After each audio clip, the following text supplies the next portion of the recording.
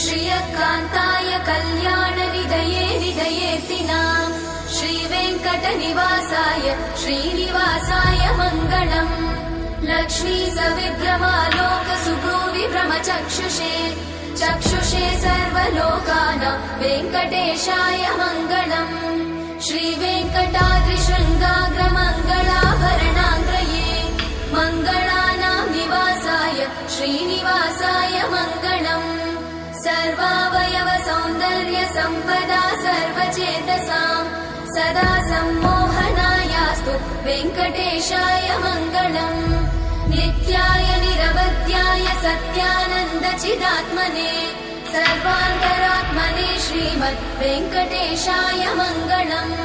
स्वतः सर्वविदे सर्वशक्तये सर्वशेषिने सुलभाय सुशीलाय वेङ्कटेशाय